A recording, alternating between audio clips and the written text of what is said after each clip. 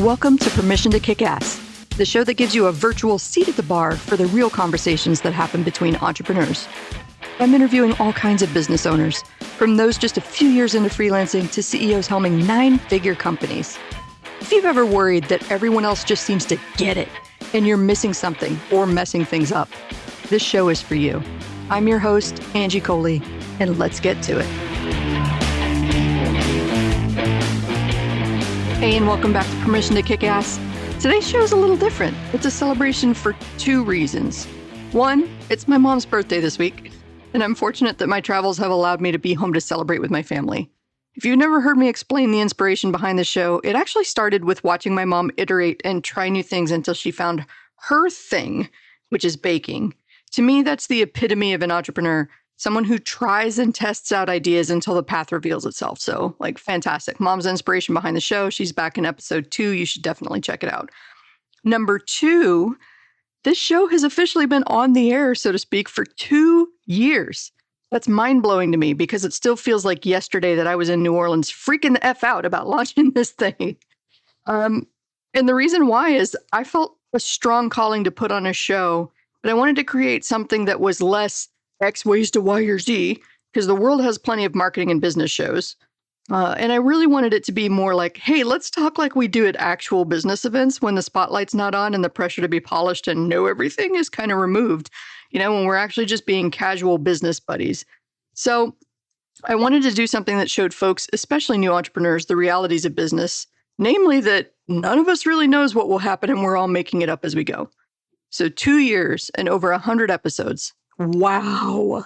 It's been an incredible privilege to be able to host such fascinating conversations with incredible people.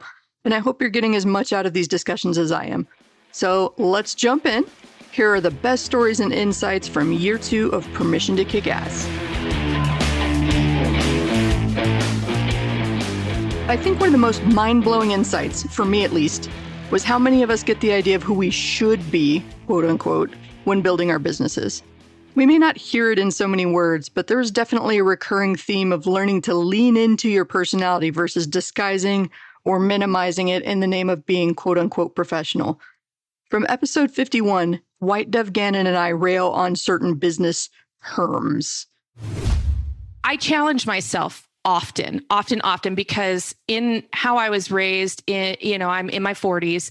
And so most people that can resonate with being Gen X or close to that time frame, born in the 70s, can understand that we carry some of the old ideologies and the old thought processes of how we are supposed to show up, especially feminine energy. Mm-hmm. And so in that, as being a wife, a mother, a business partner, all the above, all of those things, all of my stuff for the longest time, the things that I would create, my creative desires, my ability to build a business was always hobby-ish. It was always just my little side thing. It was never really designed to be multi-6 figures, 7 figures in and of itself. That was reserved for creating a corporation with my husband. And we don't have that business anymore. We shut it down after 13 years. The time had come, but nothing I'm saying about this is in any way, shape, or form a knock towards any other path of how it's doing it. I want to bring attention to the fact that I can, and I have, and I do create a business that is independently mine. It is independently successful. It is independently with its own bank account. I don't have to ask my husband permission to spend money. Now, some people might decide that they want to do that inside of, their partnership bliss or whatever. I make business decisions for my business because that's what my business needs. Mm-hmm. If it's a big, sizable financial decision, I'll let him know. That's what I'm doing. I'll let him know the resources are there for it in my business. My business has to be its own entity in and of itself, but I'm not asking permission. And I grew up with the fact that I was kind of, I was, the Robin to the Batman. I was the side person. I was the support team. I was the person that, made the day better when he got home from work or all those things. We didn't start it out that way because we started our construction company very early on in our relationship. And so we really came into it as a pair. And that then when I started my own entrepreneurial ventures from there, which have been several, I started them as hobbies. I started them as side things. I started them as time fillers. And then I raged about 2 years ago. I raged against the mompreneur title. And I wrote a post about it. I said, gals, women, we have to stop accepting these cute terms for what it is we're doing, because a business is a business is a business. If you are generating income and you have your ducks in a row with your business has its own account, you're doing your accounting. I went to school and became an accountant too. So I have that aspect to it. But if we're doing this, it's a business. We don't have dadpreneurs out there. We don't have, I mean, if they go Can I rage? I'm going to rage about that too. Fucking boss babe. God. Stop it. Okay. I don't hate you as a person if you identify as boss babe, but it's so annoying. So annoying. And I'm going to put a spin to that. It actually reduces the power of your business and where you can take your business by accepting those terms. And I make no excuse for the fact that I understand women find a niche in there. They find camaraderie in there. They find like-mindedness in there. But girl, if you've got a business, I don't care if you're building it and kicking ass when your kids are sleeping for a nap, or if it's on your kitchen table, or if you've got a big, huge corporate office, it's a fucking business. Treat it like that, own it like that, and go crush the world with it, because there's no reason to limit yourself in being able to grow. Yes. That is a rule that we have subconsciously set on ourselves by adopting that terminology. In episode 68, Catherine McKenzie Smith shares a story about when she got accused of not being a true introvert. Bizarre. Just the way that we're talking here, I don't think many people would even realize that this is the first time that we've met. Yeah. And you've got like two introverts. And so I really love that we're challenging a little bit of the notion of introversion, but also, that you can put yourself out there and you can talk to people and you can attract the right kind of attention that makes you feel comfortable without having to bend over backwards and make yourself like supremely uncomfortable. Yeah. Do you have any like advice to how to put yourself out there like that? Because I know that you reached out to me and that really caught my attention. Yeah, that's such a great question and such an important thing, because I think we're dealing with lots of different identities within ourselves to start with. And so I'm a huge fan of, let's sit with the identities that we hold personally, whether they are ones that are, seen as holding more privilege in society, and those that are more oppressed identities. I'm a white cis woman. And so, for example, my whiteness and my cisness makes me have a certain level of privilege in some parts of society, and in other parts that can also lead to oppression. And so like when we're talking about even things like that, and I'm definitely not an expert on that, I'm a student, massively a student, but actually having that awareness of like, what does it mean to be an introvert to me? What does it mean to have, childhood trauma or certain kinds of mental health issues or physical health issues? Like having an awareness of who we are is so important first up. Yes. And I do see this a lot, and I do talk to a lot of people about this who are nervous about being online and being in spaces based on, I'm a private person, I don't want to share. What anyone who's listened to this conversation so far will know is that we actually haven't shared anything deeply personal about our lives. We have shared things that are hopefully helpful to people who are listening and that help us relate to each other. I'm an INFJ, so I have extroverted energy in terms of how that comes across. But also I know that my being a highly sensitive person and my own form of childhood experience means that I'm kind of a chameleon, and that I will adapt to the energy in the room. So you have amazing energy. And so I'm simply matching your energy. Like this is how, I should tell you this story. The best piece of critical feedback that I've ever had on any of my content was someone who literally sent me an email about one of my YouTube videos and was basically like, you're supposed to be an introvert. You're way too animated and like expressive. You should practice what you preach and be more calm and gentle and that sort of thing. And I think you've mistaken me for a cartoon librarian. What? Absolutely. It's such a strange thing of like, okay, that's how you identify that identity. If that's what you personally relate to, that's fine. I literally went back to her and was like, I'm probably not for you then, because that's just not who I am. Yes, I'm a massive movie nerd. I am a person who gets excited about things, and I love talking to people about their passions, about their content. I am not going to do that in a submissive, docile way. I'm going to get excited. And then I'm not going to talk to anyone for 3 hours. Yep. So it's so much about knowing yourself and creating your business and the framework that you work within in alignment with that. So often I experienced this myself. Like I said, I built a business that I then walked away from because it was based on something that didn't align with me. It didn't support me personally.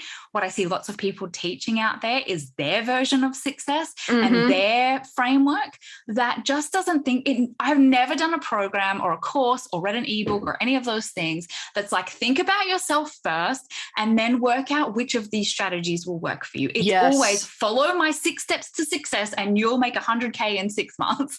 Oh, that shit drives me nuts. Like, oh my gosh, I hate it.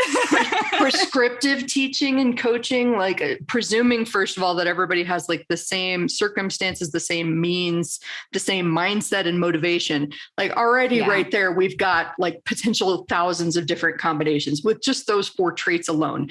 Then you add like socioeconomic background, risk aversion. Like there's all kinds of reasons why your 6-step formula works for these people over here, but not those people over there.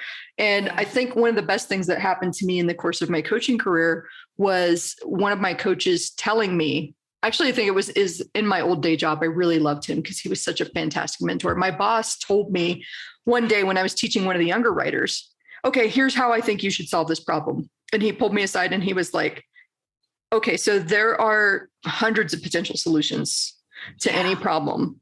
And yours is a good one. And who's to say that theirs couldn't be even better than yours?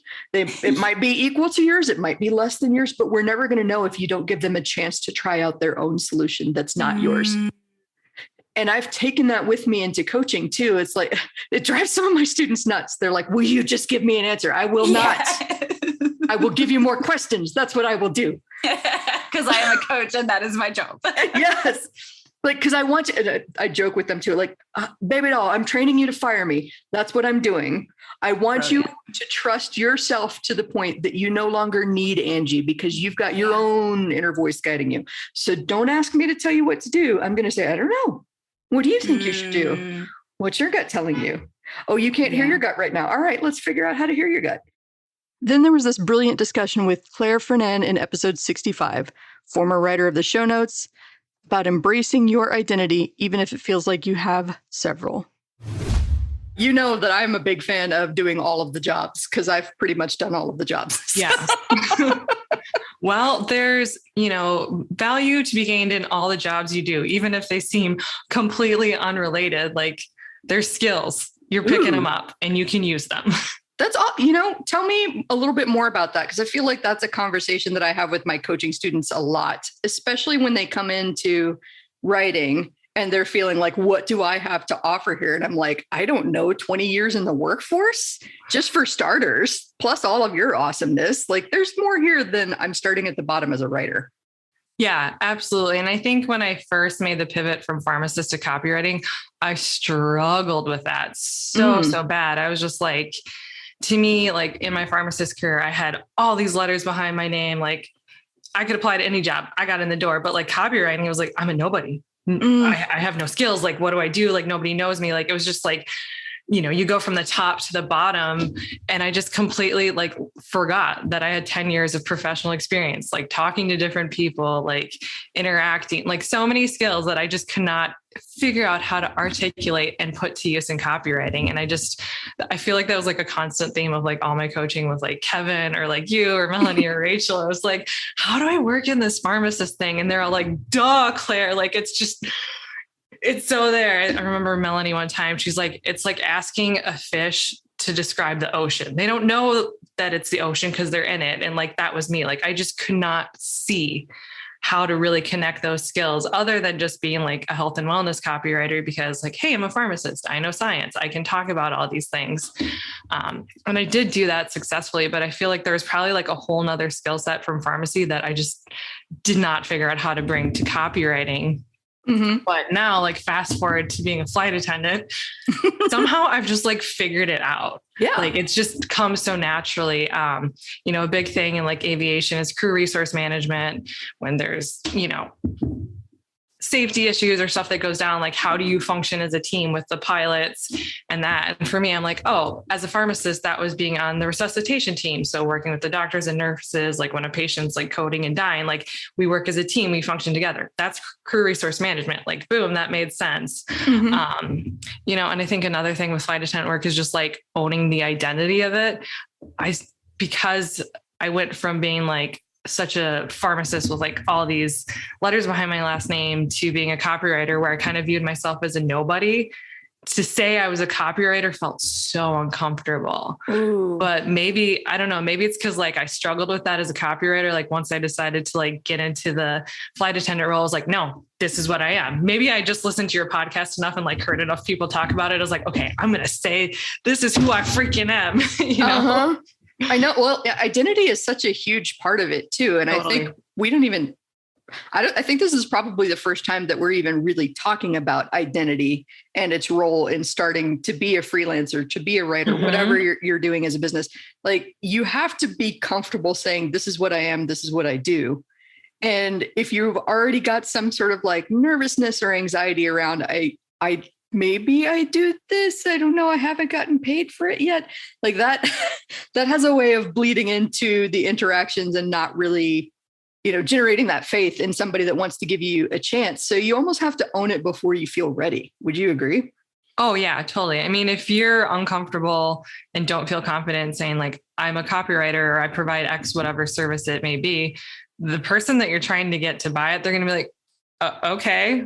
Mm-hmm. Cool. Maybe I'll do some more research on my own. So yeah, right. Like you really have to believe in yourself and like own it and have that vision of like, yes, I am, this X service provider. I do this, I do the best that I can. And like present that, even mm-hmm. if you haven't done it yet. And even if you're not 100% comfortable with it, like you have to believe it. Otherwise nobody else will believe it. And Ashley Chanel from episode 97 goes a bit deep into trusting yourself and your own vision, even if it doesn't make sense to others, and even if it means you have to borrow belief from someone else for a while.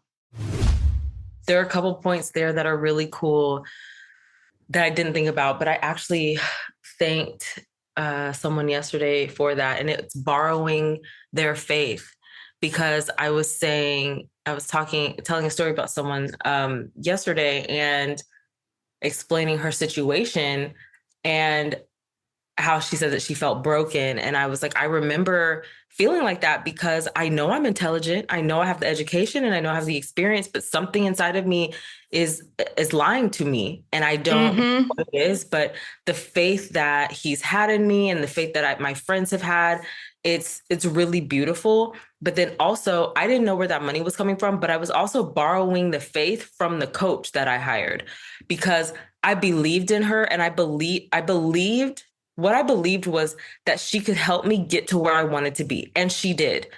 Her program promise was fulfilled. I did what I needed to do in order to achieve what I needed to achieve, which was also the belief in myself, because there were times where part of the belief issues were because I was making my clients money, but I wasn't making the money that I was making. And I was like, well, how come I can make them $30,000, but I can't make me $30,000? And so, in a month, I was making them $30,000 with ads because ads is what I do. Right. Mm-hmm. And it's like, why can't I do it? But then my coach was explaining to me, she was like, you don't have the system set up to do that. And so that made me actually feel better. And I was like, oh, well, yeah, that's true.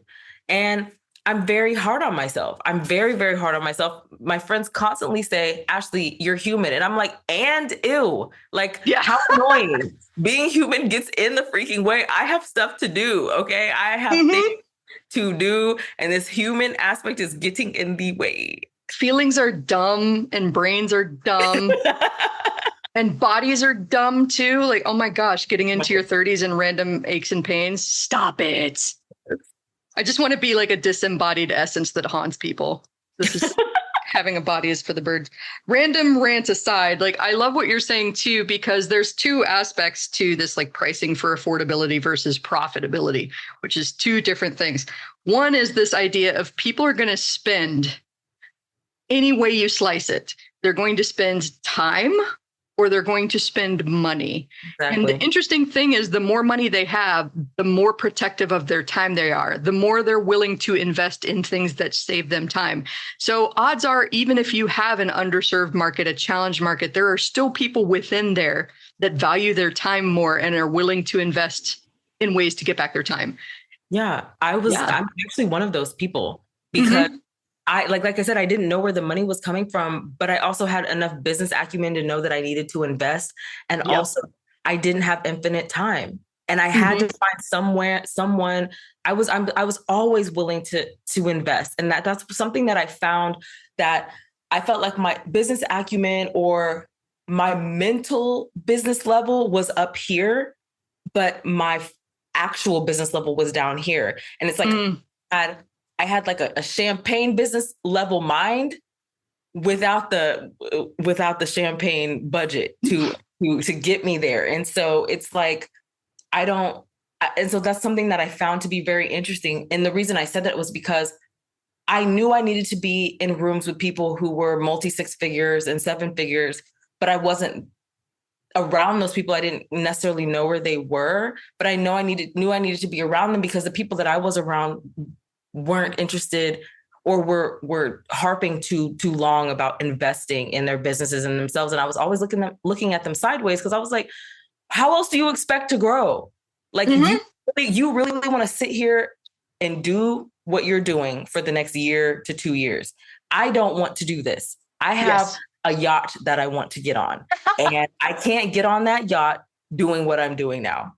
I don't know about you, but I used to have some strong feelings when the word sales came up. It brought up unpleasant memories of high-pressure situations and tricking people into buying something that wouldn't be useful for them. So when Trisha Brook talked about sales as a service back in 52, trust me, I was taking notes. Sales is service. Yes. When you think about the masterclass that you and I met on, The Art of the Big Talk, on day 2, I talk about the Big Talk Academy. And I never feel like I'm selling it. I am simply saying, here is this incredible opportunity. Here's what it looks like. Here's what your experience will be like. Here's what you're going to get out of it. And that's something that I invite everyone who's listening as well to think about. When you understand how much you care about what it is you're talking about, whether it's a program, whether it's a speaking engagement, whether it's a story you're telling, connect to why you care about it and memorize, have a script near you or have it memorized so that you can share why you care about it from a place of absolute potency. And that is going to inspire your audience to take action. Oh, I love that so much. I think where a lot of people get in trouble with making a high ticket offer like that is they worry about whether people will like it. And I think that goes back to what we were talking about at the beginning, where one way to get rid of your nerves is to remember that one person you're going to help. Maybe it's multiple people that you're going to help with this course or program or coaching that you're offering, but it's really easy. I don't want to say easy. I want to say it's a heck of a lot easier when you're tapped into the purpose and the mission and why you're helping them and the belief that you can help them versus worrying about whether this is a presentation and you've hit all of the points, you know? It always starts with mission, values, and purpose. Always. We at my company, The Big Talk, we start our team meetings by having each team member alternate who reads the mission and the values and the vision of our company. And it is our heartbeat. It's our North Star. It's why we do this. It's why we serve. And if you are a new entrepreneur who wants to sell something in order to get rich, great. Go back to the mission, the vision, and the values and why as well. And that will assist you in getting rich. But if it's only about your bank account, you're missing the point and all of your customers are going to miss the point too. And that's why whether you're selling something that's $5,000 or something that's $500,000. The reason you're doing it needs to be aligned with the why you're doing it. And that's why getting clear on your mission, vision, purpose, and values is so important. And we teach this in the Big Talk Academy. We teach it in the speaker salon. My one-on-one clients know what my values are, and they include inclusion, respect, curiosity, excellence, dignity, compassion, and love. And if you want to work with me, you have to align with those values. And if they don't line up, I'm not going to work with you no matter how much you want to pay me. Mm-hmm. And I love something that you said, if you want to get rich. I want to point that out to everybody. There's nothing wrong with wanting to be rich. And I think there's a lot of head trash, because like I grew up in a poor family with a single mom, and I had a lot of head trash around being rich and who rich people are that frankly wasn't even true. And I had to do a lot of mental work to understand that there's nothing wrong with being rich. In fact, having more wealth allows me to be even more generous than I already try to be as a person. I think wealth and richness is a way to amplify who you are as a person. And it's not a bad sign. It's not a bad thing to want to be wealth. But by the same token, exactly what you said, if the intent is not to serve, if the intent is just to get rich off the back of others and not help them in some way, then it rings true, or it rings a little bit false in all of your messaging, and people kind of disconnect without even realizing why. They're like, ew, I don't really like that. Something about that is a turnoff. Absolutely, Angie. Being rich is your birthright. Abundance is available to everyone. And when you are aligned with serving, the wealth will come to you. And what you touched on is exactly what happens when a speaker takes a stage. It's the same thing when someone is selling out of alignment. If a speaker takes a stage and they're not in integrity with who they are, they're not being themselves, no matter what they say, we may believe what they're saying from the stage, but we won't trust them. Mm-hmm. And the trust part is that intuitive part of this person isn't really being who they truly are. So I can't trust them. Mm-hmm. Same thing with selling, same thing with serving. If you are in complete alignment and absolutely know that the offer you are providing is good, it's going to take your client, your customer, your audience to the next level, then there's nothing about that that's out of alignment. And back to what you said earlier, it's nobody's business whether they like your offer or not. Mm-hmm. It's your business as to, it's good. You know how to talk about it because it's meaningful and it's aligned with your values and your mission. And whether somebody else likes your offer is not your business. Your business is to put yourself out there authentically with dignity, curiosity, respect, and the right people will come to you. You'll attract the right people. Then in episode 61, Miriam Schulman flipped the script. Instead of thinking you're bothering people by telling them about what you're selling, what if you invited them like you'd invite a friend to a party? I love that you said that selling is a skill. I think that that's something that so many entrepreneurs are scared of. And I've met people that have been in this for 10, 20 years that are still scared of selling. Do you have any advice for someone that's like just paralyzed by the idea of, oh my God, I have to sell? Yeah. So there's lots of things you can learn, but it's always about starting from the place of sharing. And what would a friend do? So I'm just going to give an example that will help illustrate it. One of my clients is hosting an open studio. So that's when artists invite people. Basically, you turn your studio or your home into a pop-up gallery. So she had told me that I said, well, I'm going down the list of things. I said, did you send out invitations? And she said, yeah, I sent out 25. I was like, well, that doesn't sound like very many. How'd you only come up with 25 people? And she said, well, those are my past collectors who live locally. I was like, well, I'm assuming you have more than 25 friends that you could invite. And if you were having a party and they knew about it, because an open studio is essentially a party serving wine and cheese, don't you think your friends would be insulted if they found out you didn't invite them? Yeah.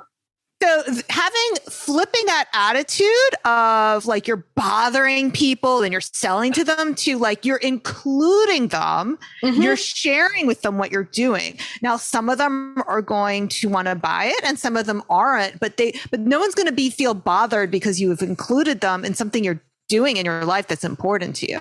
Yeah, I love that because I mean, most of the time, especially in a situation like that, it's just an invitation. Hey, here's what I'm doing. Come join me. It's not, hey, come here and buy a painting. Otherwise you have to pay for your cheese and crackers. Exactly. Right. The lead magnet is the cheese and crackers. All the cheese and crackers you can eat.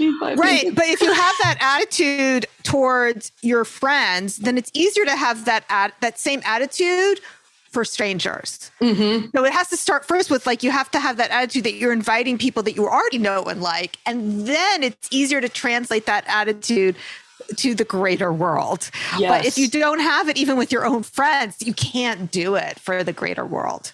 I love that. I think a lot of the trepidation, if you will, around, that attitude with friends about selling, I think it stems from like network marketing and people feeling like they're being that nuisance of like, hey, come join my downline.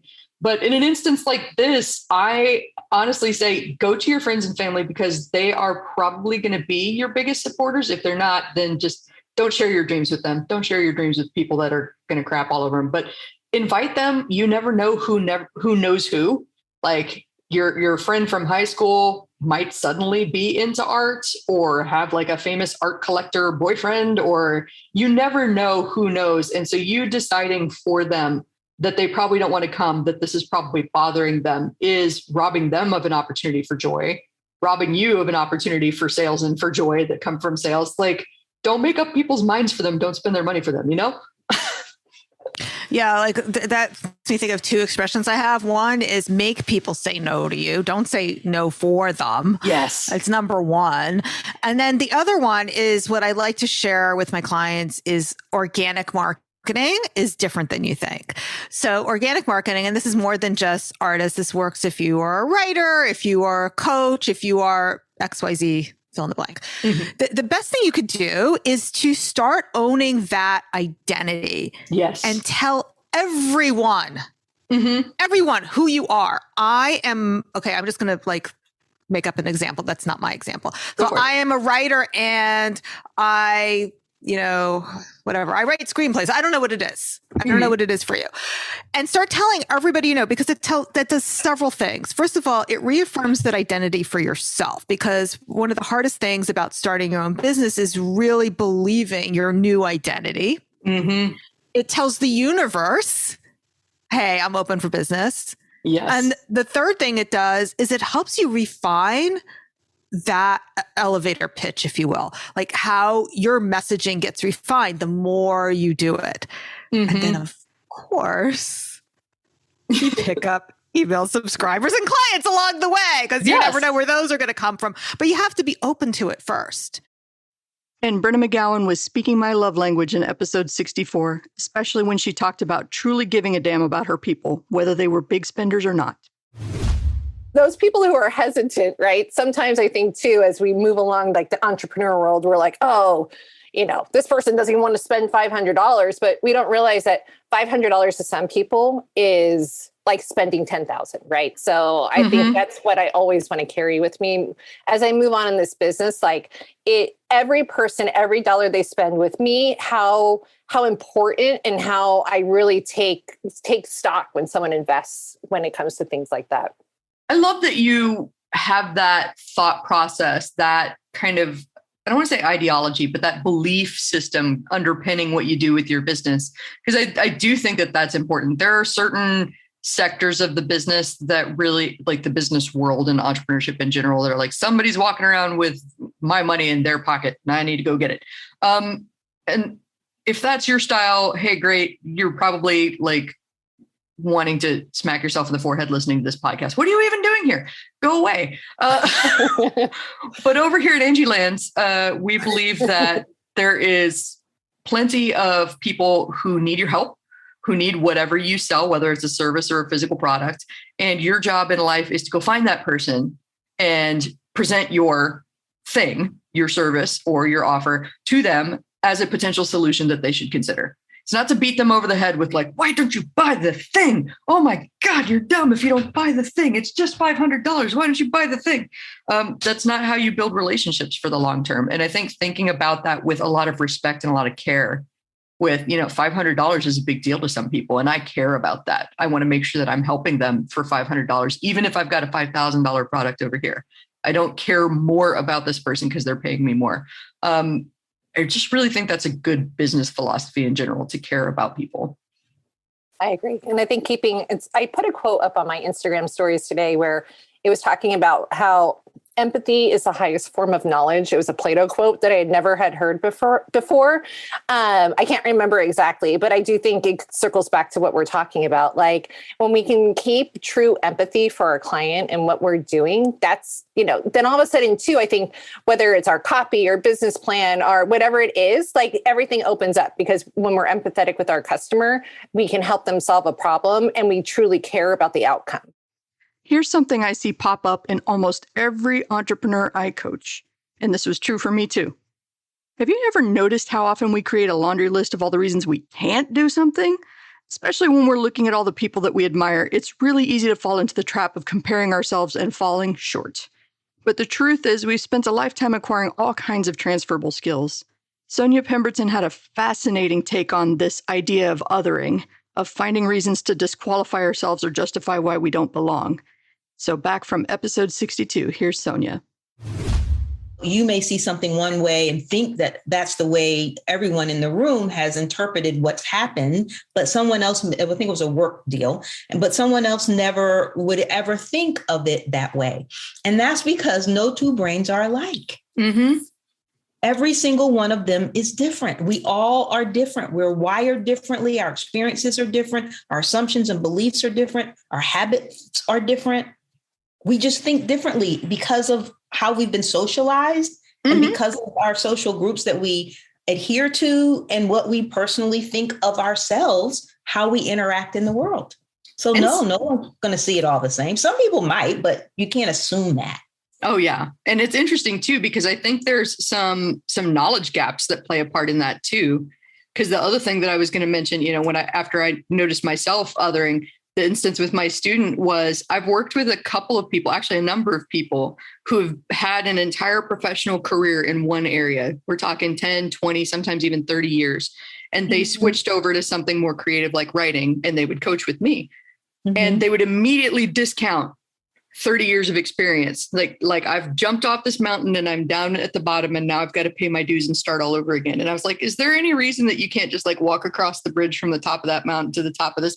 Because I can teach you the writing skills, but I can't teach you the 30 years of experience that you bring to the table in this industry. Do you not know how valuable that is? I've actually yelled at somebody, I mean, in a loving way, but at one conference about like, you could be the writer for accountants. Your accounting experience is not invalid just because you decided to become a writer. I love her. Liz is amazing.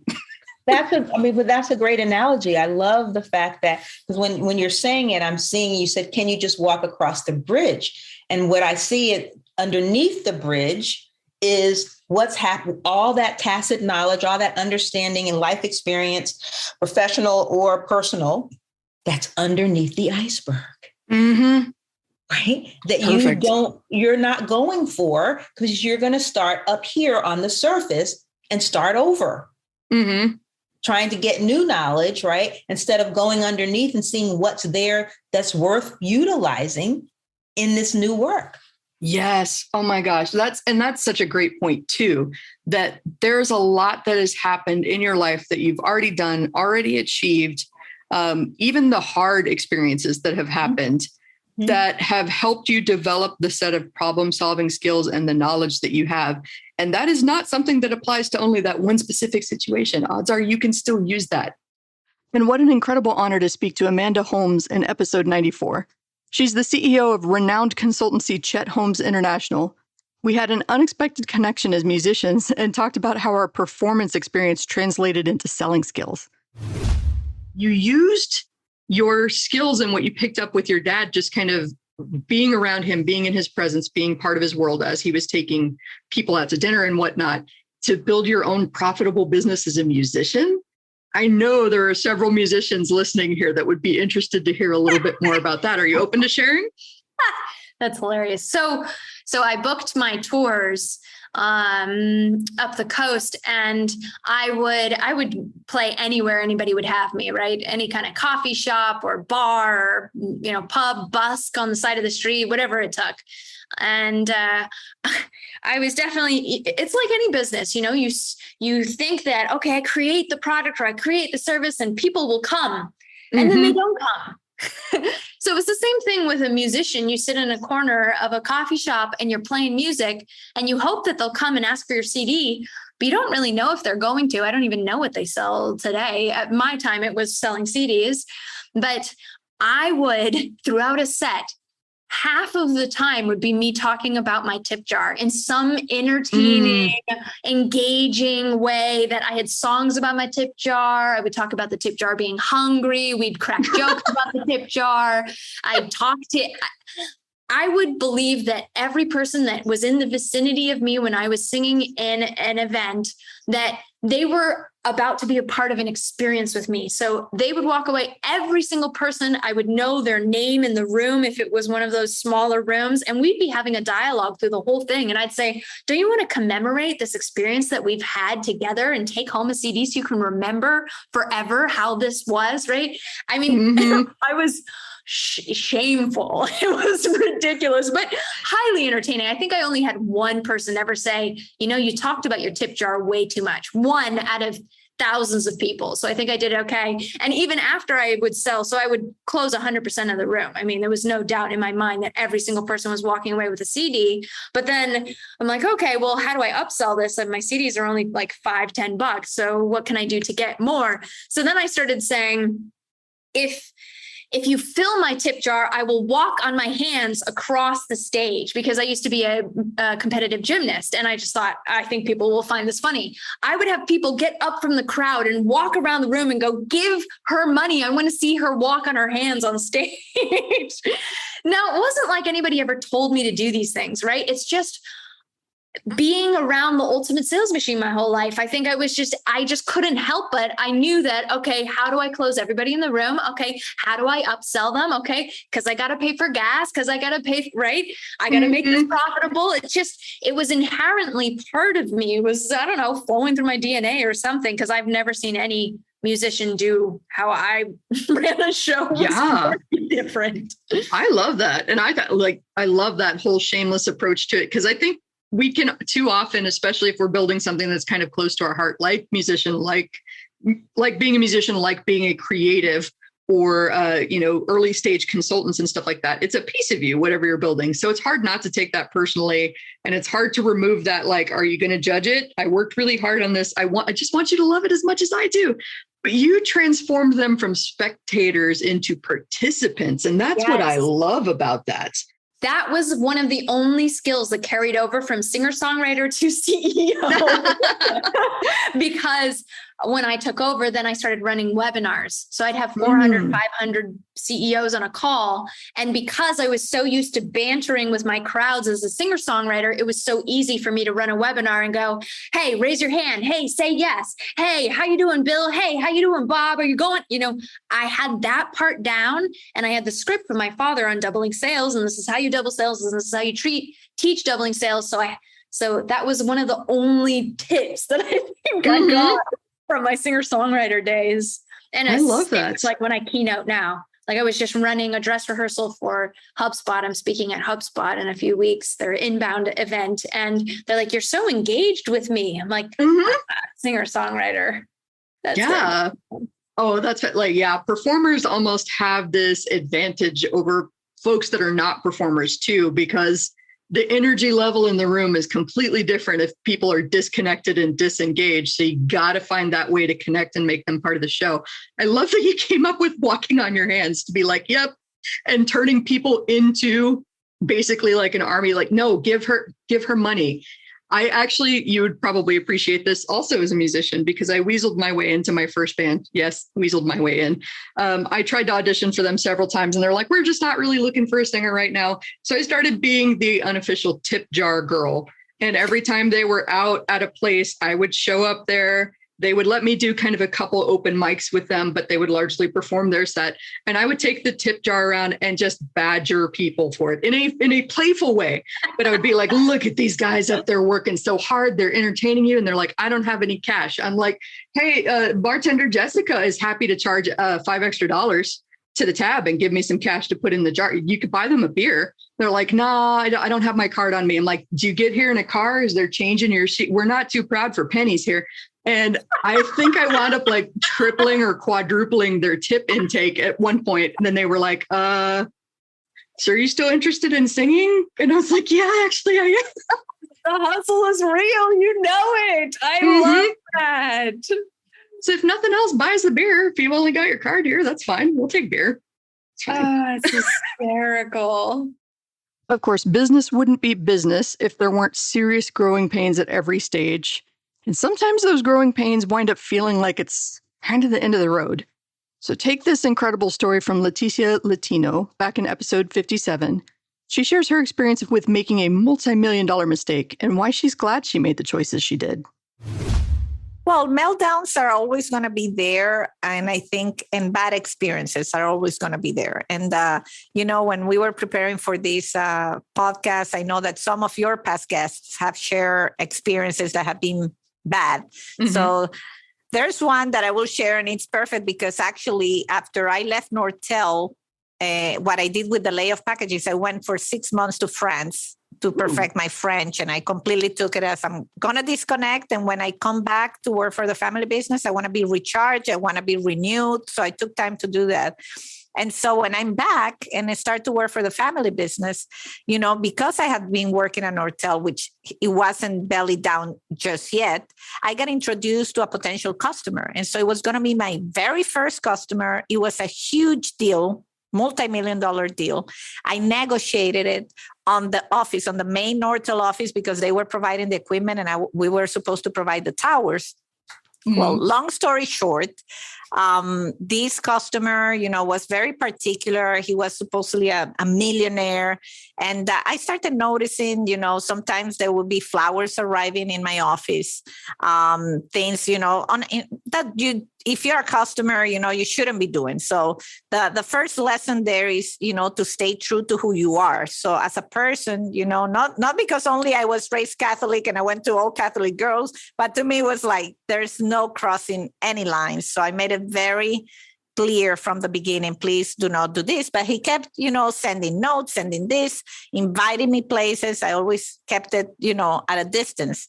And well, it turned out that this customer basically requested money from us as a performance bond. And I convinced my dad, if we want to do business in the US, we have to risk. We have to, total go-getter mode. We have to do things a little bit different. And my dad said, yeah, but this is not industry standard. But the fact that Nortel was involved, I let myself convince, although my intuition was also saying there's something off. Mm-hmm. I wanted it so badly. I wanted to be successful so badly. I wanted to show the value I was adding so badly that I let myself be blinded by the whole thing. And so we ended up giving the money he wanted. And long story short, he basically stole the money. The project never happened. It was, we were prepared to ship a lot of towers. So we had invested a lot of money in it. It was very painful for me. We ended up suing that customer. And one of the learning things was my dad told my mom that day that we gave the money, we paid the money, he said, I won't stop having my name if we ever see that money back. So he knew I was going to get burned, but he let me get burned anyway, because he knew I was going to learn a lifetime lesson, Yeah. Sounds too good to be true is probably too good to be true. And Absolutely. This is, one of the things for anybody out there, starting their business, and there's people around that, and they paint a picture that's so rosy, when in reality, shouldn't be this easy. Then beware, because, so usually there's a red flag. Oh yeah. And then when we sue the guy, the most incredible thing happened that in the lawsuit, he basically in, litigation, he told the lawyers, I wasn't in courtroom, that he did all that because he had a personal relationship with me. What?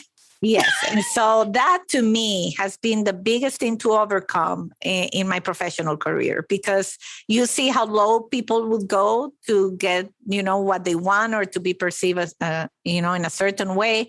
So luckily I didn't let that experience define me, but it was big learning moment for me. I'm glad I followed my intuition. I'm glad I stayed true to myself, in the sense of I didn't allow the gray area. I told my lawyer, if that's what he's saying, you ask him if he was ever alone with me anywhere. And, whatever he responded, I know in my conscience, I never did any of that. So you have to do the things that would allow you to sleep well at night. And it's a cliche, but it's true. You have to be at peace with your conscience and at peace with your heart in your own entrepreneurship journey. And bottom line, he's about to be convicted 20 years later. He was involved in a very, very big international Ponzi scheme that I'm not going to share details on. But so justice might be coming after all. Oh, wow. That is such a great story. I mean, I was just writing down like nugget after nugget after nugget there, but there were a couple that I really want to highlight for people. One is that importance of trusting your gut. Even if you feel like you're new to business and you don't necessarily have the experience, in my mind, it's almost better to walk away from a deal that feels like it's slightly off. If you're not super enthusiastic about it, and there's that one thing in the back of your mind that's just like, I don't know if I like this. I don't know if I like this. Better to walk away from that deal and trust that another one is around the corner. And then I'm sure that this was painful at the time, but I love that your dad kind of gave you that safety to do it your own way, to follow your gut, to learn that lesson. Because I'm on board with you that is one of the best things that business owners can do, especially if they have a team, is let their team fail if they need to, even if you could prevent it from happening, because that is how people learn and get better and adjust. And to me, that's such a powerful lesson, like that with great risk comes great rewards. But if you don't risk anything, you don't ever get the reward, because you're afraid to fail. And in episode 81, Jude Charles shared this brain buster. When he finally got to a point where he was making amazing money and not working himself to death, he still experienced burnout and was baffled.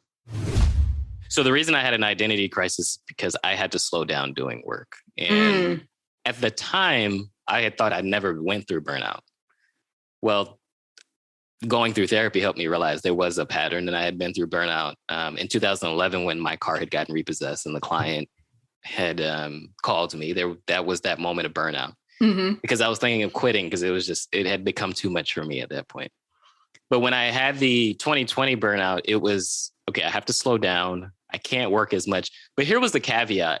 I was going through burnout at the same time that I was making the most money in my life. Isn't that like a mind bender? It is, because it's like, wait, so let me give you the extra context. It's burnout. What later came was depression and anxiety. And it's like, how can I be depressed if I'm making a lot of money? Like I'm making more money than I can do anything with.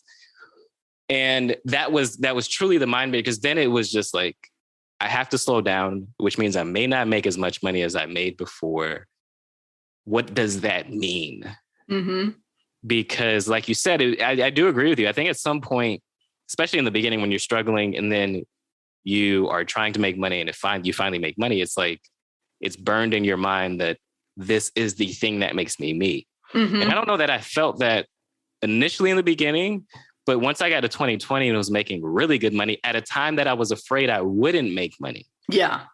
Because 2020 pandemic, it was just like everything stopped. I had worked through the 2008 recession. Now I started the business in 2006. 2 years later was the 2008 recession. I knew what that was like. I didn't make any money.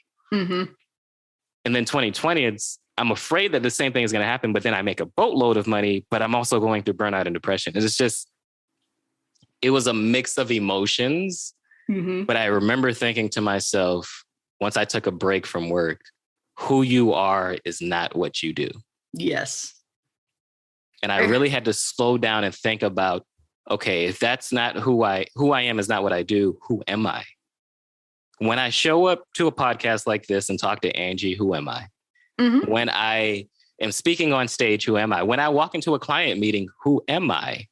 And I had to realize my clients weren't paying me to create videos of them or to help them craft their story. They were paying me for leadership. Ooh. And when I walk into a room, I am being their leader, not someone who is helping them craft a story. And it's important that I break down the word leadership, because I've always thought leadership was the person in the front of the room or the president or the pastor of a church or something like that. Mm-hmm.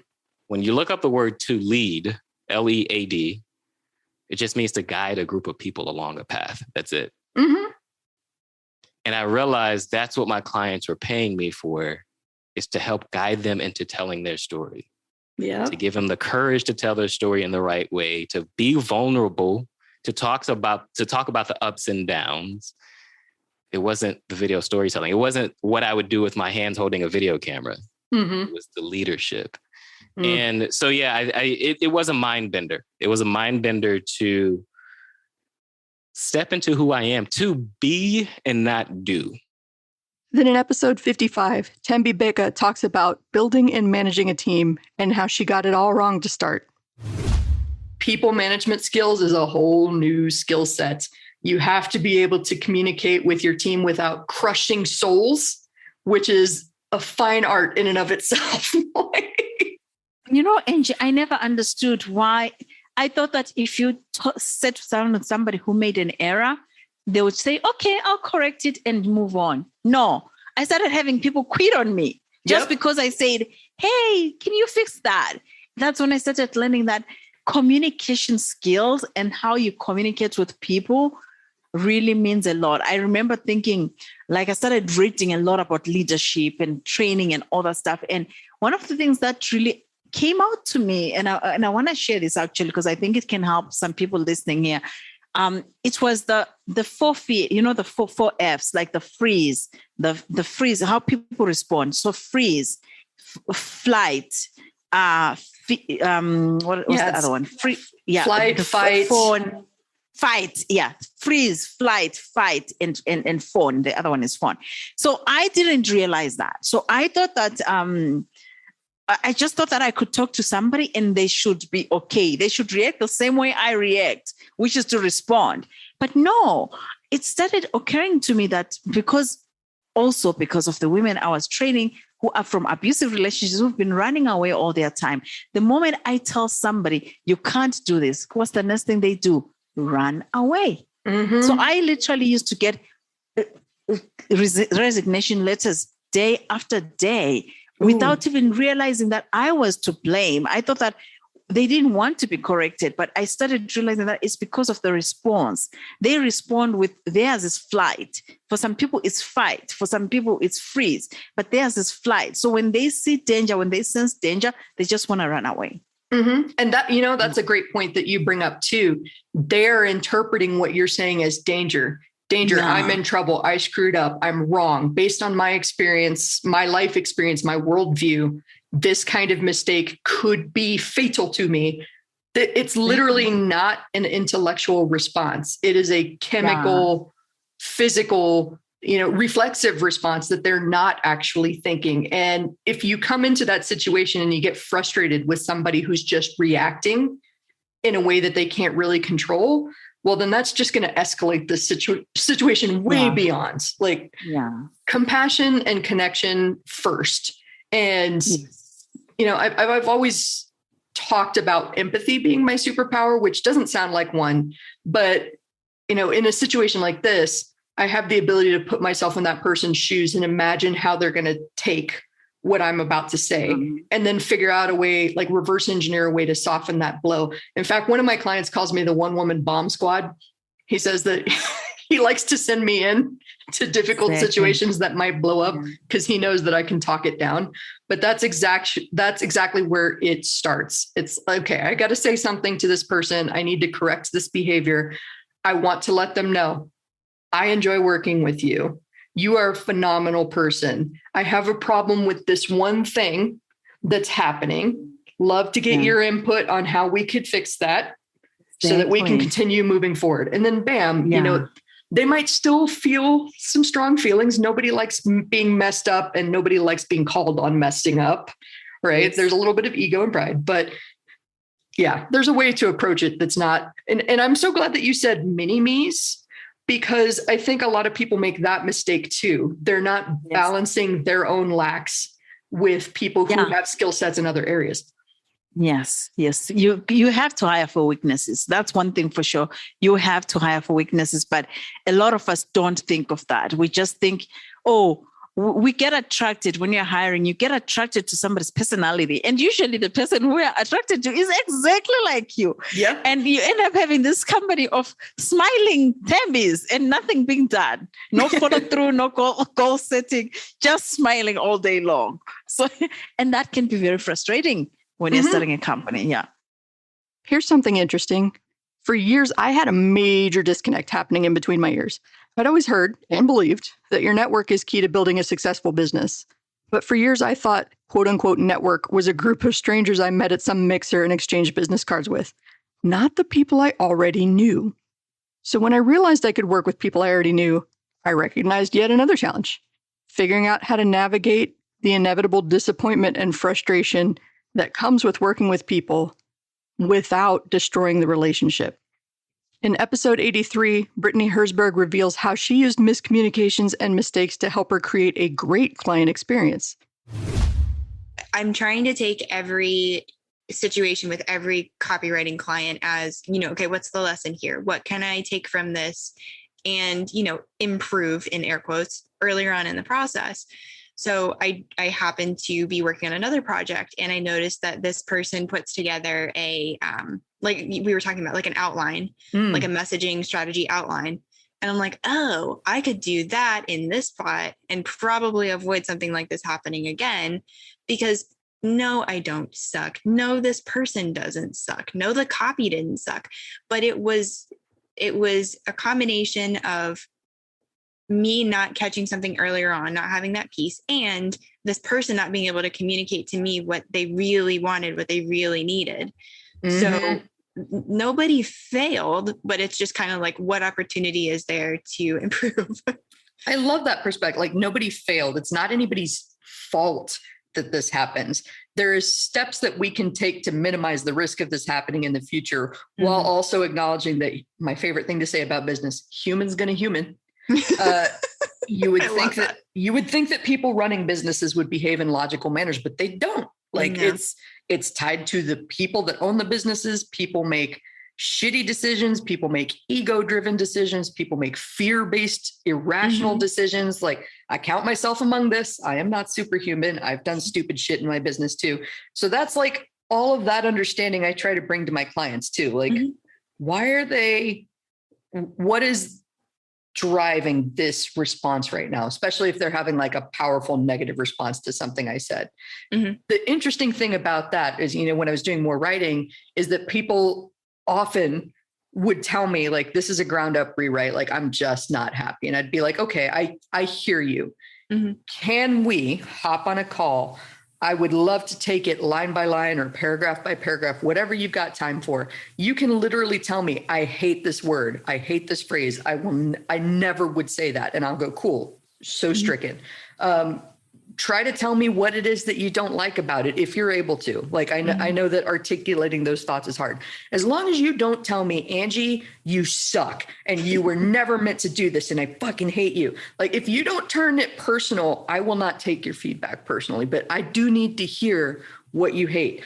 Alternatively, I would also love to hear what you love. If there are pieces of this that you were like, yeah, that's great, tell me, because I'm going to add more of that in for this project and for future projects. Right. And 9 times out of 10, when I lead the conversation just like that, open, I do want to hear what you have to say. And I know not everybody is great at giving feedback. So I want to make this as easy and as comfortable for you as possible. You are allowed to tell me you hate that thing, that you hate that line. That is fine. It's okay. You're not going to make me cry on that. I might go, well, but I kind of liked that. I'm going to save it for somebody else's project or my own project, but I'm not going to hate you for that. So 9 times out of 10, that results in somebody, like, we realize that the draft is salvageable. It's not a ground up rewrite like they thought. And then, like, you and I as writers understand this, as anybody listening with a field of expertise, often somebody else thinks that I have to completely destroy this thing and rebuild it. And those of us in the creative industry know I can change 2 sentences and completely change the meaning of that entire thing that I wrote. Yeah. No, I mean, and it's just amazing. And I did like that. You brought up some really great points, because even when I was speaking with the client, I'm like, okay, what do we like? What do we not like? What do we want to feature more of? And there was one thing that they wanted to pull. Yep. I'm like, okay. And, we talked through the rest of it and made some modifications and saved the thing. I mean, I still haven't gotten the final stamp of approval, but we're close. We're closer. But yeah, it was just like, okay, well, that was the other thing too, is like, I was trying to tease out like, okay, we don't like this, but what would we rather have instead? Well, I don't know. That's what I've got. And I'm like, anything else?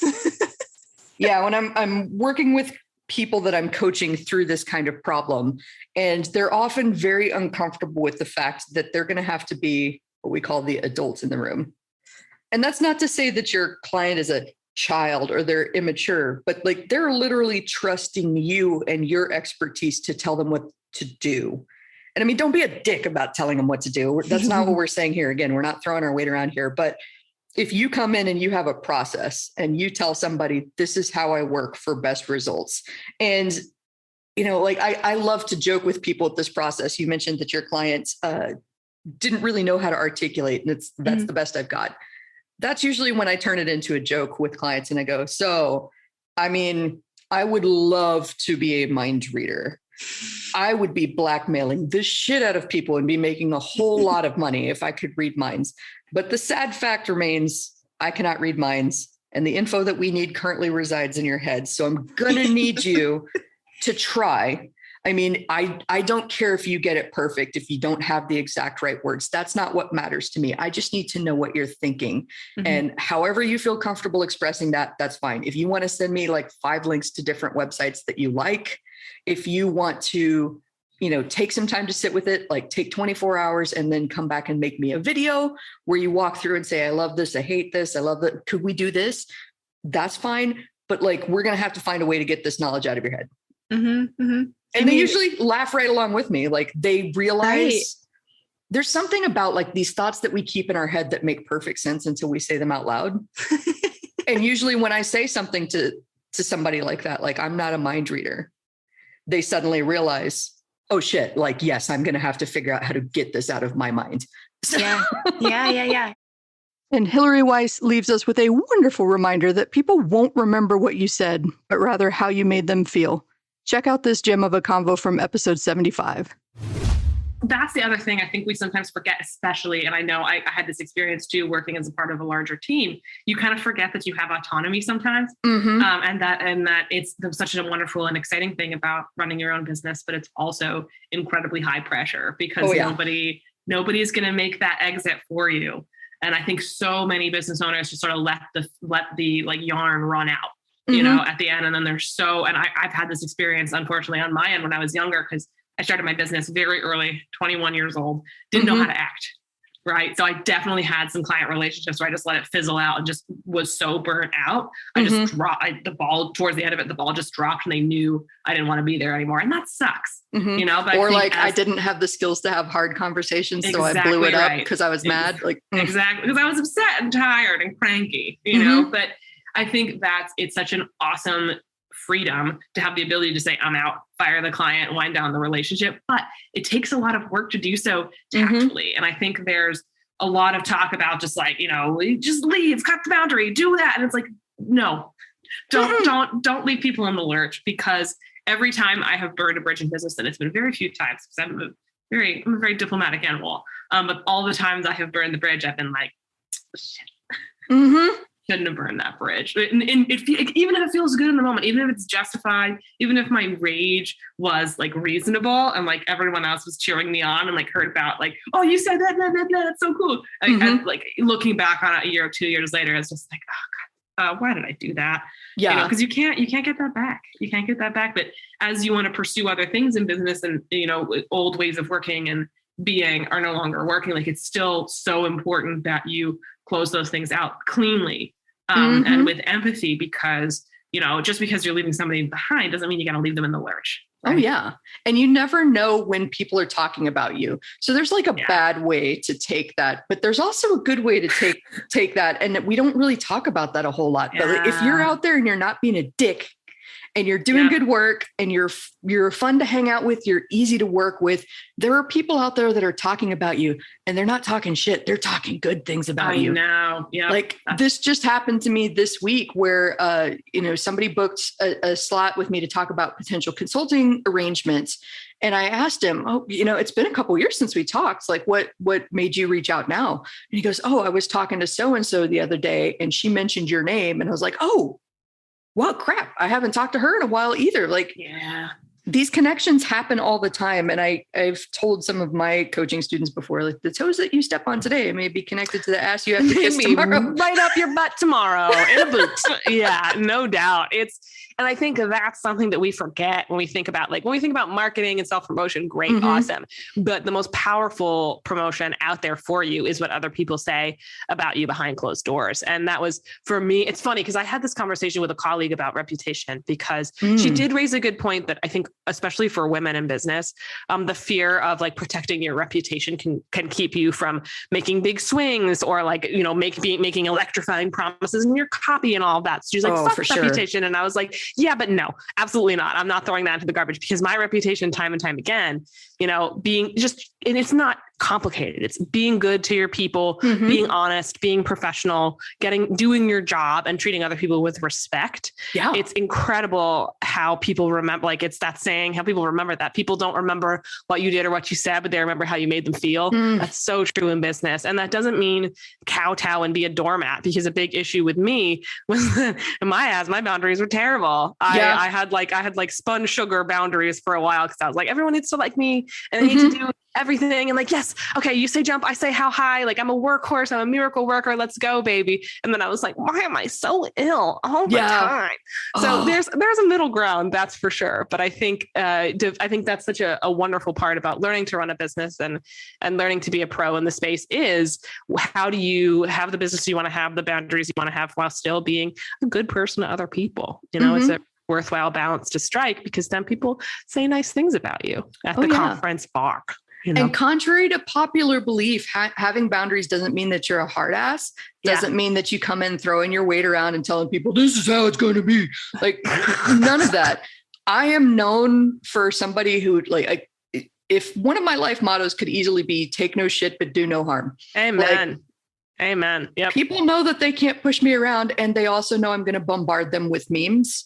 Yeah, and we're going to laugh our asses off. Like wide open heart, big fucking fence. I've heard business as a quote unquote battle before. To me, the real battle isn't you versus the clients or you versus the competition. It's you versus your own ego, inertia, laziness, apathy, and fear. So I loved this conversation with Simon Severino back in episode 90, where we talked about getting hit by the luck bus, possibly one of my favorite metaphors ever. I love that you say luck, because I think it is luck. I have a keynote. It's called Maximize Your ROL, your return on luck. And people say, what do you mean? It's not luck, right? It's hard work. And so my 20s, my 30s were really luck. Of course, I was making the terrain ready to allow luck to happen.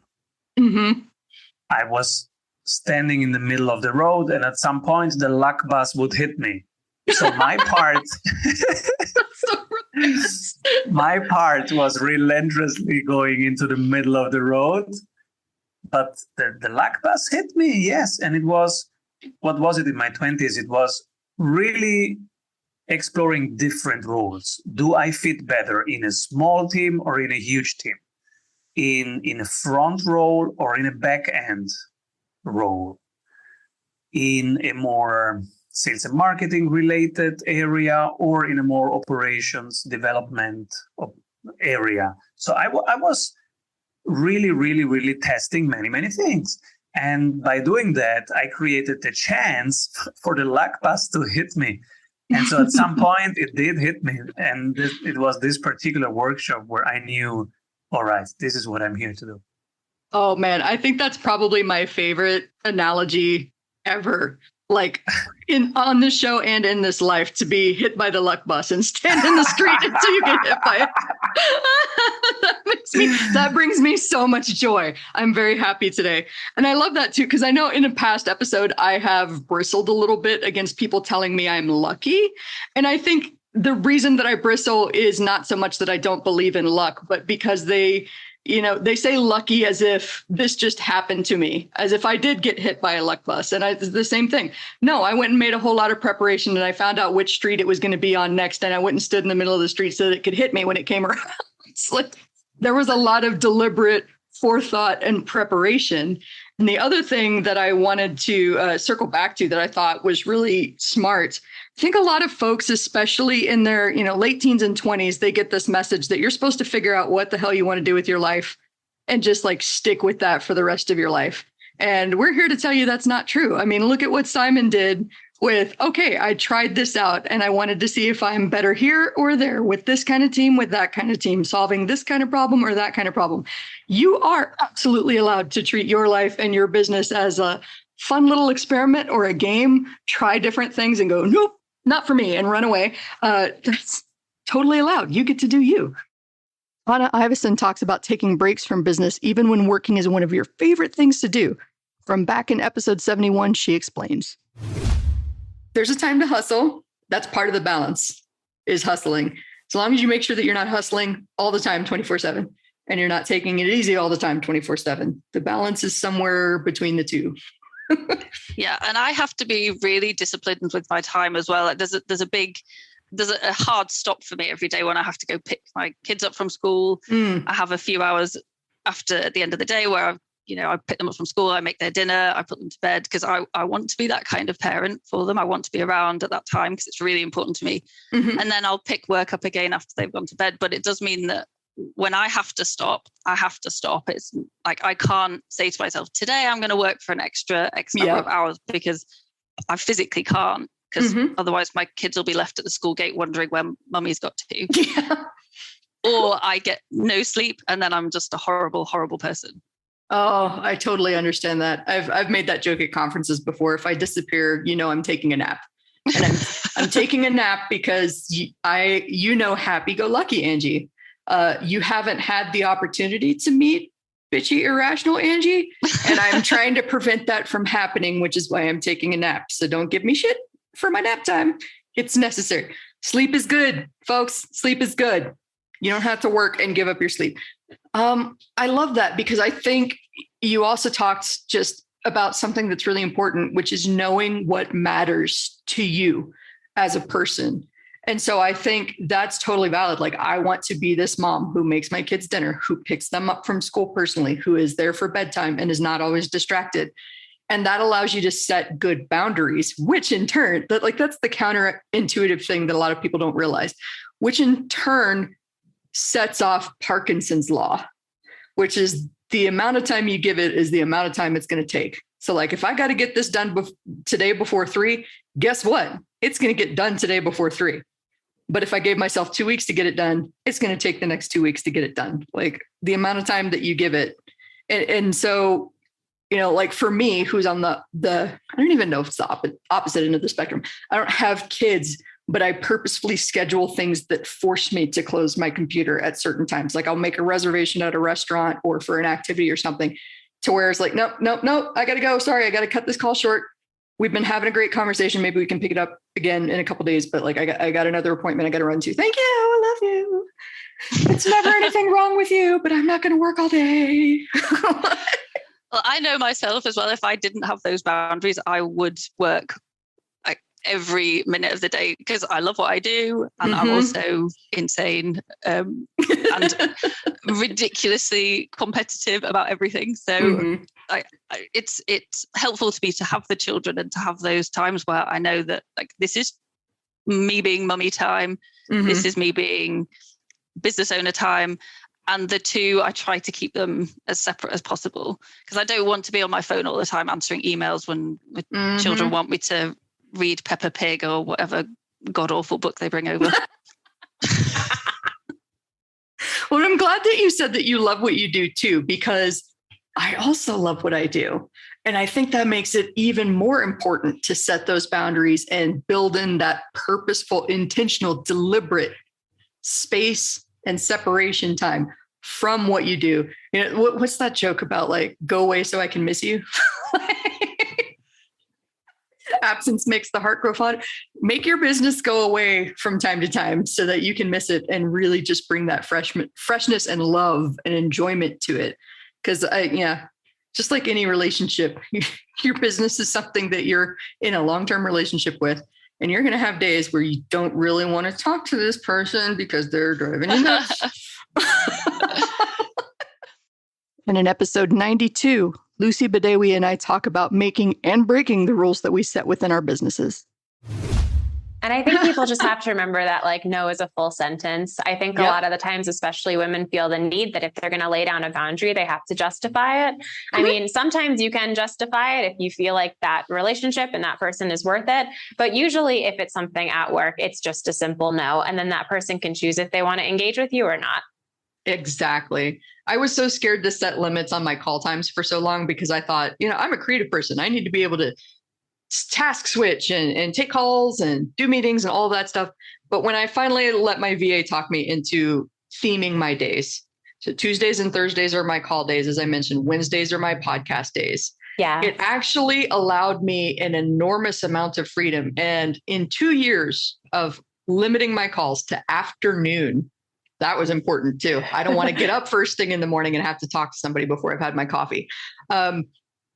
I've had 2 people in 2 years have an issue with not having availability. Most of them just look at that calendar link and go, oh, well, crap, she can't meet this week, next week. And it's a total non-issue.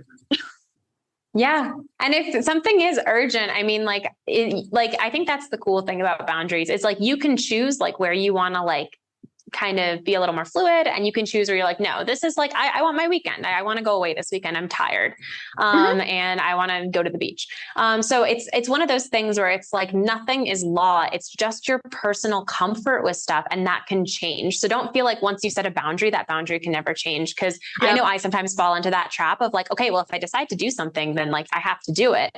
But then I'm like, no, like you can change your mind. And I feel like I'm always telling my friends this too. We forget that we can change anything in our business based on how we're feeling a certain month, a certain week, a certain year. Exactly. Actually, that's a very timely reminder because I am usually very protective of my weekends. They're either travel time or they're exploration time where I'm driving between cities or I'm going out and doing fun things. And this weekend, I've got a full day VIP day on Saturday. That's the only day that our client could work. It's a brand new offer for me and for my partner, and we wanted to build that quickly and support our client. And so I went, okay, I'm willing to give up a Saturday for that. I really believe in this thing that we're building together and I want to get it off the ground. So like, hell yeah. And I love that you mentioned that you get to be flexible. You get to break your own rules. And also remember that that's like an 80-20 thing. Hold your own rules as much as you can so that you have that flexibility to break them when you see an opportunity to do so. Love it. And in episode 93, Jen Spiegel reveals how to regain your confidence whenever you're feeling disappointment. Hint, it's got everything to do with what you can and can't control. I was talking to a private client today about expectations. And one of the realizations I've had recently is that disappointment comes when our expectations are outside of ourselves. Like, so we're expecting 100 people in. And when we don't have that 100 people, we have disappointment. And I thought, what if the expectation was always about ourselves? The expectation of leadership and compassion and empathy and generosity and value and giving our best, because then the only level of disappointment we would ever feel is the encouragement to be better. It's like, oh, I didn't do that to my best. How can I be better? And then we pursue that.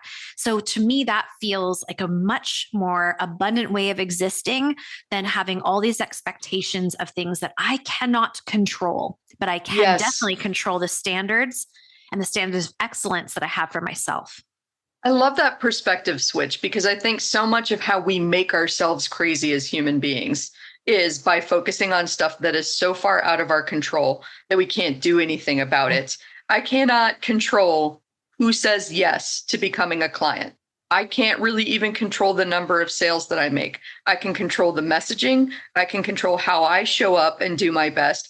If I'm not getting the sales that I need, I can control going out there and trying to get in front of more people, or tightening my sales message to where it's more appealing and it's reaching the right people better. And those are the things that I can control, but I cannot absolutely force that person on the other end to sign up for whatever it is that we're doing. I can't convince them to do something that they're unwilling to do. And I'm not going to drive myself nuts thinking that I can control another human being. I can barely control myself, y'all.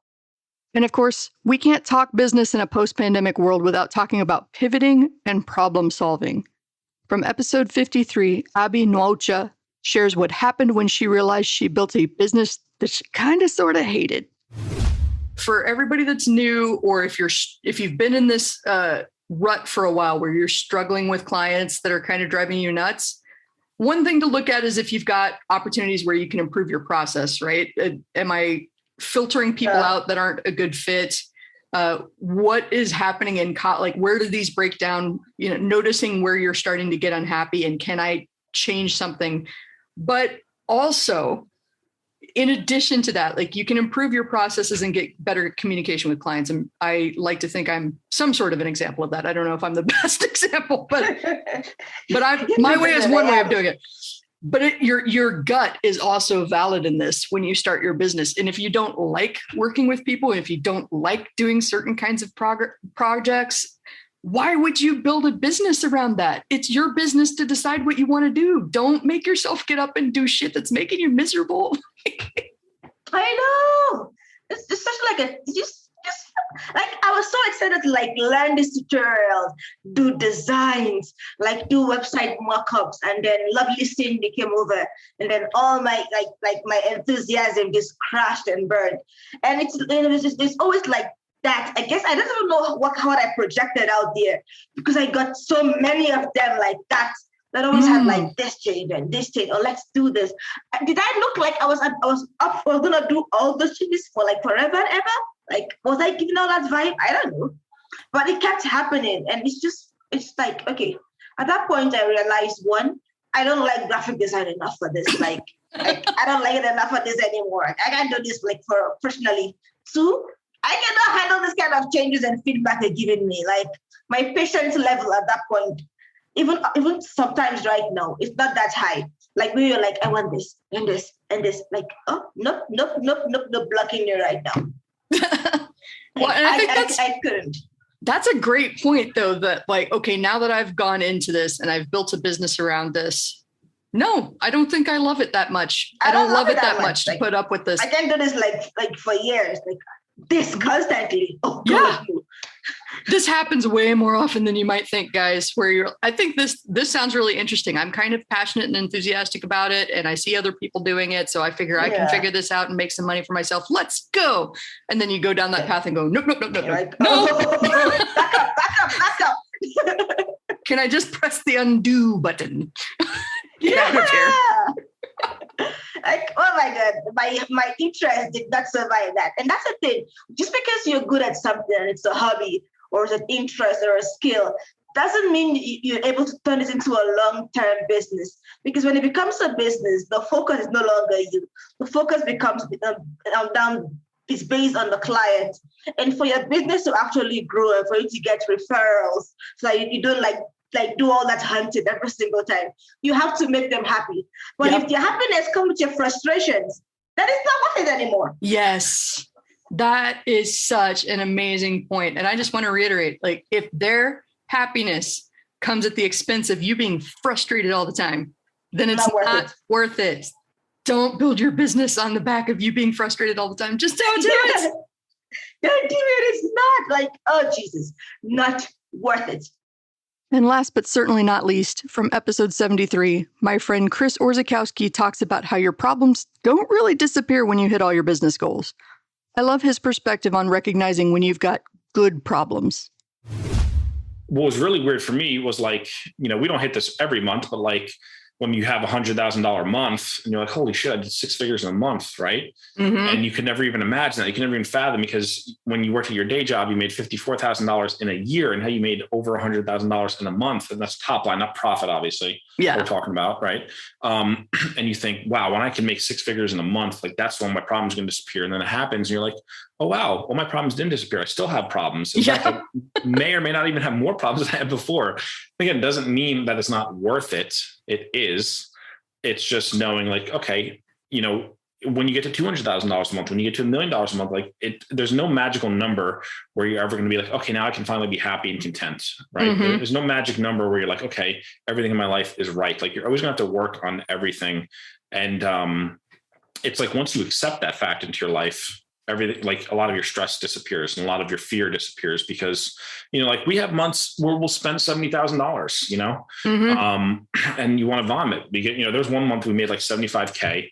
And then I think our expenses, and we had to pay like $19,000 in taxes that month too. So I think it was, you know, $75,000 came in. It's like $72,000 went out. I wanted to vomit. And I was like, geez, like this sucks. You know, like that was one of my bigger months at the time. And I was like, man, like this is great. We made so much money. And I'm like, man, there's like nothing left over. But it doesn't mean every month is like that. You know, like I said, there's fat months and lean months, but you just get okay with that. You say, okay, well, this is just business. And this is just, okay, well, how do we make it better for next month? And what do we have to trim? Where can we make more sales? And what can we do to expand or create new offers or change up our pricing? Or, you know, there's always another problem to solve. I love that too, because the way that you just phrased that was, okay, so how do we solve for that? It wasn't taking the mindset that like, oh shit, we brought in 75 and 72 went out. Like I'm fucked. I suck at this business thing. I'm never going to figure it out. It was okay. Where do we trim expenses? Cool. To bring that 72 number down. Where do we add in more sales so that we can bring the 75 number up? Okay, cool. That's like problem solving mode. I think is such a rare skill set in these days. And I say that being someone that used to not be much of a problem solver. I think I told somebody on a recent podcast episode that I appreciated my old copy chief when I was still working in a day job so much because of his ability to pull me into the office and be like, could you close the door? Could you sit down? Like, let's talk about this. Because I have always had the ability to like zoom in and zoom out. I can see the big picture strategy and I can see all the little details. That's one of my superpowers. And when I was still developing this superpower, I had this nasty habit when I was an in-house copywriter of just telling people that this is going to be a problem. All right, if we do this course of action like 6 months ago, 6 months later, this is how this is going to turn out. And this is a big problem. We need to do something about it. But notice that like we need to do something about it. I never actually had something for us to do. So one day my old boss pulled me in and he was like, so I think it's great that you can foresee these challenges coming and know that we could head them off. What would really help me is that next time you find a problem like this, you also bring me a solution. And I was like, oh shit, you're right. Just pointing out problems without having any potential solutions is bitching. That's what I've been doing. I've just been bitching. Yeah. I mean, you know, and that's the thing, like with that new level, new devil thing, like it works both ways because like, yes, it works when like things are going good, you're making more money and you're like, okay, I'm at a new level. Now there's new problems, but it also works the other way where like you realize the problems you do have, like, wow, I've been complaining about these things. Like I look at Peloton and like I wrote about this in my newsletter, how I was so pissed because I thought this Peloton was just, you know, they had a great run through the pandemic and like I was buying stock and slowly adding to my position. And then I just, you know, took my eye off the ball and didn't sell when I should have and took a big bath on Peloton stock. And part of it was like, you know, they were doing HBO. They got trashed in what was that show? Sarah Jessica Parker, and Just Like That, right? Yeah. That new Sex and the City show. And then in Showtime on Billions, there was another guy who like had a heart attack in the show after going on Peloton. And then all of a sudden, they missed earnings, and then and then the CEO stepped down and they hired McKinsey. McKinsey told them, "Hey, stop producing bikes and fire like 20% of your staff." And like it's just like beating after beating. And I just saw what was going on. I said, you know what? I don't have those problems. Like, sure, like, okay, I lost some money in the stock, whatever, but like, I'm not the CEO of that company. Yeah. And man, if I was the CEO of that company, those are real problems. You know what I mean? Like, this is like 1,000 people or plus got laid off. You know what I mean? Like, those are bigger problems than what I have to deal with. So like me worrying that like, oh my gosh, we spent a little bit too much money this month, or this client fired us, or like, okay, in the grand scheme of things, like there's bigger problems in the world than what I'm dealing with. So that's the thing. Sometimes it's okay to be like happy with the problems that you have and